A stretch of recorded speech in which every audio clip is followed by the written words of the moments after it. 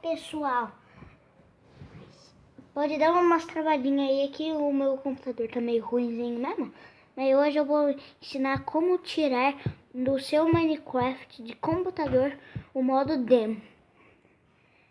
Como o Minecraft, ele quando abre ele, aparece aqui, ó. Espera um pouco, meu computador lerdo, né? Ó, e lembre-te de inscrever no canal e dar um joinha.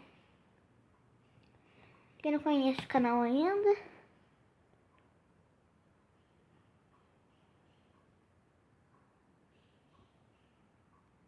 você vem aqui, ó, em Edit Profile. Com certeza, se não tiver no negócio lá, já vai estar no leve de versão. Claro, uma versão bem ruimzinha. Pera aí, meu computador tá ruim não?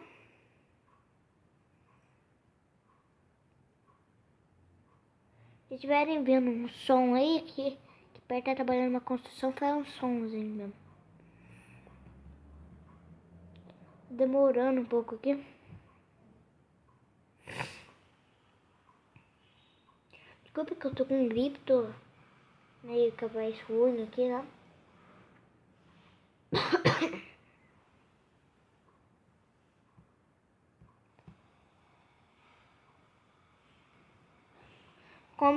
Daqui a pouco eu volto quando for o negócio, daí eu venho pro vídeo.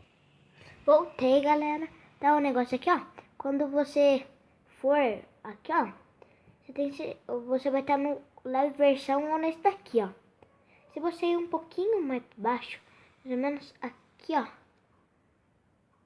Cadê? Vai estar 1.2.5. Você entra no 1.5, ó, salve profile e reinicia.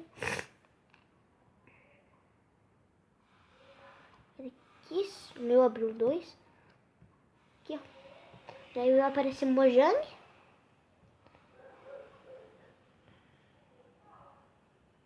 Um jogador. Eu já tenho os meus mundos aqui, ó. Vou mostrar um dos meus mundos aqui, né?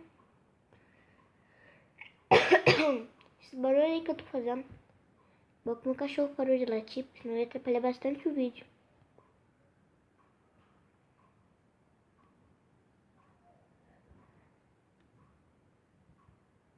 Pronto, foi. Não foi? Ah, tava destruindo aqui meu castelinho. Só porque eu tô perto de chafariz. Aqui é meu castelo. Eu tinha feito uma estátua aqui, mas não ficou muito boa, não. Tem aqui meu chafariz.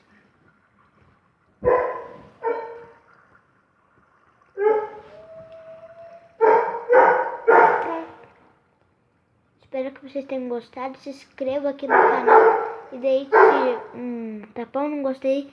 E dê algumas coisas no comentário aí. E tchau!